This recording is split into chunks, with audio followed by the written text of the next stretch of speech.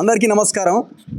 ఇక్కడ పాయింట్ ఒకటే, last 20 days back 20 రోజుల కింద ఇదే కేవీ రెడ్డిని కర్నూలుకు చెందిన పోలీసులు వచ్చి అరెస్ట్ చేసి తీసుకుపోయి, సో ఆనాడు ఇంత మేము యాక్టివ్గా లేమొకటి, ఆ రోజు ఇక్కడ లేకపోవడం వల్ల, ఇక్కడికి రాలేకపోవడం వల్ల పోలీసులు తీసుకెళ్ళిపోయినారు.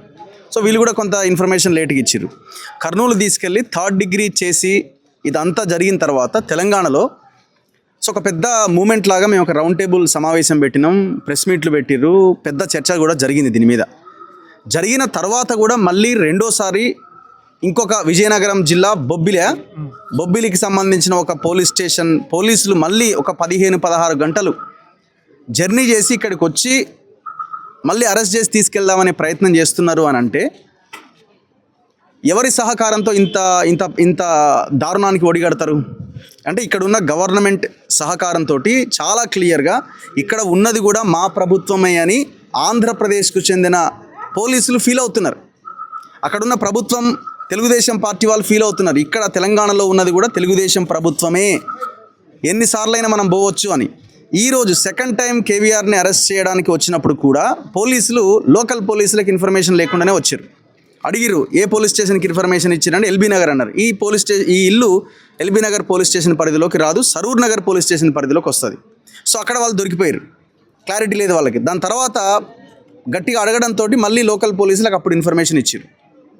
అంటే ఫస్ట్ టైం అరెస్ట్ చేసిర్రు, కొట్టిర్రు, పంపించిర్రు, ఇక్కడ పెద్ద మూమెంట్ జరిగింది.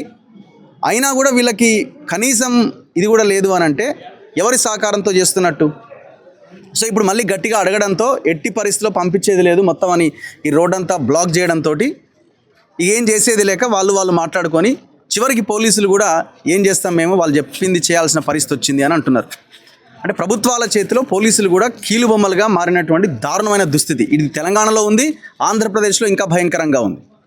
వాళ్ళు చెప్తున్న మాటలు వింటే ఇంకా అనిపిస్తున్నది అసలు లా అండ్ ఆర్డర్ ఎక్కడ ఉన్నది అని. అంటే ఎవడి గవర్నమెంట్ ఉంటే వాళ్ళ చెప్పు చేతుల్లో పోలీసులు పనిచేయాలి, లేకపోతే నీకు పోస్టింగ్లు ఉండవు, లేకపోతే ట్రాన్స్ఫర్లు ఉంటాయి, ఇంకోటి ఉంటుంది. సో వాళ్ళు అదే అంటున్నారు, ఇంకా మేము ఇక్కడి నుంచి కనుక సైలెంట్గా వెళ్ళిపోతే మమ్మల్ని అన్ఫిట్ అంటారు, మేము ఏం చేయాలి, మాకు ఇంకా ఆప్షన్ లేదు, ఆల్టర్నేట్ లేదు, ఏం చేయాలని అడుగుతున్నారు. సో మేము గట్టిగా నిలబడితే ఇప్పుడు నోటీస్ ఇచ్చి రేపు పొద్దున మళ్ళీ రండి, విజయనగరం రండి అంటున్నారు. అసలు ఇంత కేసు ఏముంది? ఆ కేసు ఏంది అంటే, పెట్టిన ఎఫ్ఐఆర్ ఏంటంటే ఎవరో ఒక దళిత వ్యక్తిని తీసుకొచ్చి ఎఫ్ఐఆర్ కంప్లైంట్ ఇప్పించారు. ఆ కంప్లైంట్లో ఏముంది, రాజ్యాంగం రాజ్యాంగం అన్నాడు కేవీఆర్ అన్నది ఆ కంప్లైంట్లో ఉన్నది. వీడియో చూసినాం మేము. సరే నిజంగానే ఈ మాట అంటే కనుక ఖచ్చితంగా తను చేసింది తప్పే అని మేము కూడా అనుకున్నాం వచ్చేటప్పుడు. కానీ ఆ వీడియో ప్లే చేసిన తర్వాత పోలీసుల ఫోన్లో ఉన్న వీడియోని మేము చూసిన తర్వాత అది ఎర్రి బుక్ అన్నది. ఇప్పుడు ఆయన రెడ్ బుక్ అని ఒకటి పెట్టింది కదా రాజ్యాంగానికి. అసలు ఆ రాజ్యాంగాన్ని అవమానించడమే దానికి పేరు పెట్టడం రెడ్ బుక్ అని. రెడ్ బుక్ రాజ్యాంగం ఉంటుంది ఎక్కడైనా? రాజ్యాంగం ఏదా? డాక్టర్ బిఆర్ అంబేద్కర్ భారత రాజ్యాంగం ఉంటుంది. రెడ్ బుక్ రాజ్యాంగం ఎట్లుంటుంది? సో తనేమన్నాడంటే ఎర్రి బుక్ రాజ్యాంగం అన్నాడు, దాన్ని ఎర్రి రాజ్యాంగం అని అన్నాడని తన మీద కంప్లైంట్ చేశారు.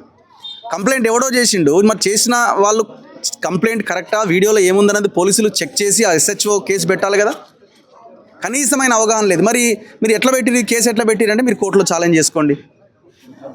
15-20 గంటలు జర్నీ చేసి ఇంత దూరం వచ్చి నన్ను అరెస్ట్ చేసి తీసుకుపోయి ఇప్పుడు ఆ బండిలో ఆంధ్రప్రదేశ్ ప్రజలు కట్టిన ట్యాక్సుల పైసలు దండగా, పెట్రోల్ పైసలు, పోలీసులకు ఇచ్చే జీతాలు దండగా, అక్కడ వాళ్ళు పనిచేసిన ప్రజల సమస్యల మీదనో ఇంకో దాని మీదనో లా అండ్ ఆర్డర్ మీద వాళ్ళు పనిచేయగలుగుతారు. అంటే ఒక 3 రోజుల సమయం పోలీసుల సమయాన్ని కూడా వృధా చేసిరు, డబ్బులు కూడా వృధా చేసిరు ప్రజలకి. ఎంత దారుణం ఇది! అంటే ఫేక్ ఎఫ్ఐఆర్, అసలు ఆ ఫేక్ ఎఫ్ఐఆర్ అనేది క్లియర్ కనబడుతున్నది. సో ఈ గవర్నమెంట్, మేము తెలంగాణలో ఉన్నాం కాబట్టి అవతల వాడు ఎంత అరాచకం చేసినా వాడి కర్మ ఆ ఆంధ్రప్రదేశ్ ప్రజలు చూసుకుంటారు. తెలంగాణ ప్రభుత్వం ఏం చేస్తున్నది? తెలంగాణ ఇళ్లలోకి చొరబడి ఆంధ్ర పోలీసులు ఎంటర్ అయ్యి మమ్మల్ని బెదిరిస్తున్నారు. నీకు కూడా ఇబ్బంది అవుతుంది, నువ్వు నా విధులు అడ్డుకుంటున్నావు అంటాడు. నా ఇంట్లోకి వచ్చి, నా తెలంగాణ వాళ్ళ ఇంట్లోకి వచ్చి నా విధులు అడ్డుకుంటున్నావు అంటాడు. ఎవరు వీళ్ళు చెప్పడానికి? ఎంత దుర్మార్గం ఇది! రేవంత్ రెడ్డి ఏం నడుస్తున్నది? ఎవరు రాజ్యాంగం నడుస్తున్నది ఇక్కడ? అంటే అదే రెడ్ బుక్ రాజ్యాంగం తెలంగాణలో కూడా ప్రవేశపెడదాం అనుకుంటున్నావా?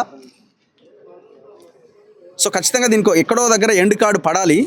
ఇప్పుడు సింపుల్గా ఏమంటారంటే, వాళ్ళంతా ఎవరో ఒకరు యూట్యూబ్లు వాళ్ళ పొలిటికల్ ఆలోచనలు ఉన్నాయంటే, మరి మీరు నడిపిస్తున్న ఛానల్స్ కూడా ఉన్నాయి కదా. మరి ఇంకో గవర్నమెంట్ వచ్చినప్పుడు వాళ్ళని ఇబ్బంది పెట్టే ప్రయత్నం చేస్తే, సో సో వాళ్ళు ఏం మాట్లాడారు, కంటెంట్ ఏముంది అన్నది ఇంపార్టెంట్ కదా. రాజ్యాంగం ఏం చెప్తుంది, చట్టాలు ఏం చెప్తున్నాయి, వాళ్ళకి మాట్లాడే హక్కు ఉన్నదా లేదా అన్నది ఇంపార్టెంట్. ఒకవేళ బూతులు మాట్లాడితే, ఇంకో రకంగా రాజ్యాంగానికి వ్యతిరేకంగా, చట్టానికి వ్యతిరేకంగా మాట్లాడితే కంప్లైంట్ చేయించండి, ఎఫ్ఐఆర్ చేయండి, అరెస్ట్ చేయండి, ఎవడొద్దు అన్నాడు.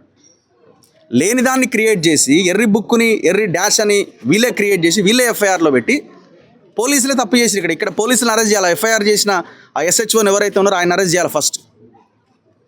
సో ఇక్కడ ఉన్న గవర్నమెంట్ తక్షణం ఇట్లాంటి అరాచకాలకు పాల్పడితే కనుక మీకు రాబోయే రోజుల్లో ప్రజలే తగిన గుణపాఠం చెప్తారు. ప్రజలు కూడా ఆలోచించాల్సిన అవసరం ఉన్నది.